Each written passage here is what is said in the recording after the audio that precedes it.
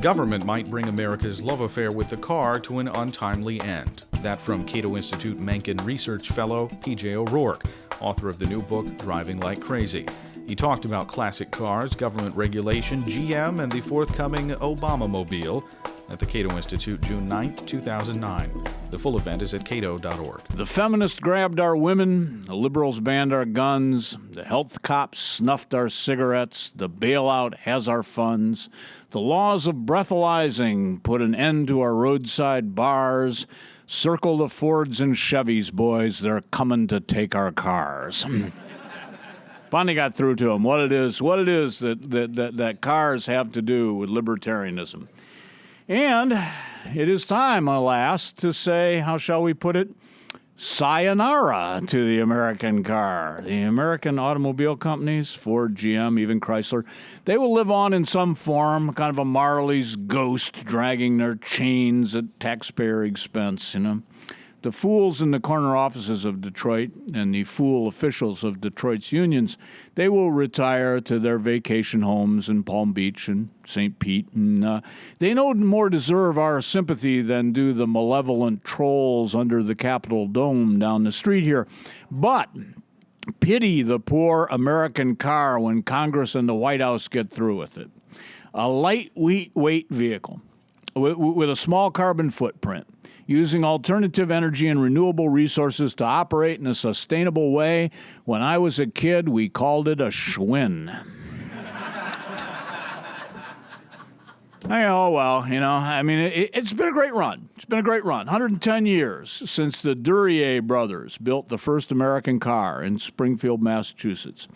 Now, if the Duryea Motor Wagon Company had been a success, Springfield, Massachusetts might be today's Motor City, full of abandoned houses, unemployment, drug dealing, violent crime, and racial tensions, which, come to think of it, Springfield, Massachusetts is full of anyway. But we owe the American car a lot more than just the entertaining spectacle of Detroit's various felon mayors.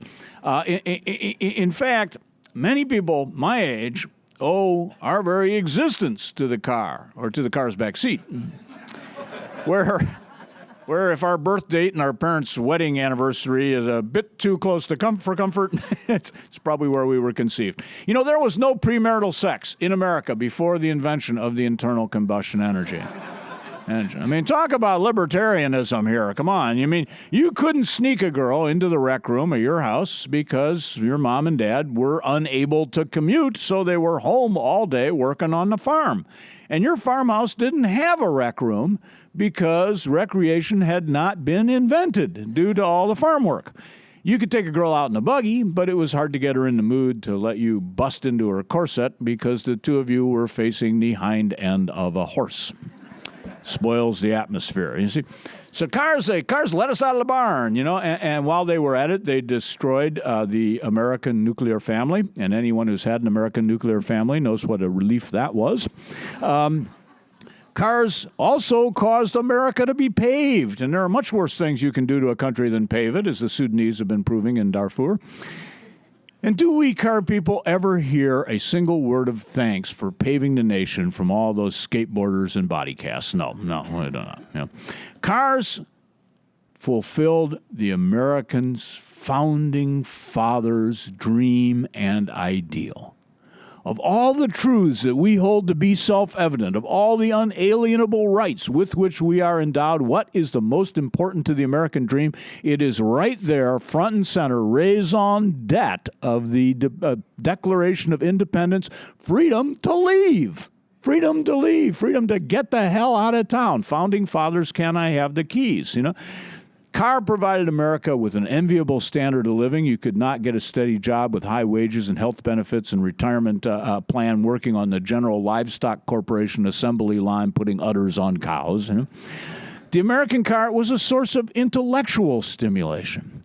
Think of the innovation, the invention, the sheer genius that transformed the 1908 Model T Ford into the 1968 Shelby Cobra GT500 in the course of one man's lifetime, single lifetime, full of speeding tickets. You compare this to the previously fashionable mode of human transportation, horse design and production hasn't changed thousands of years.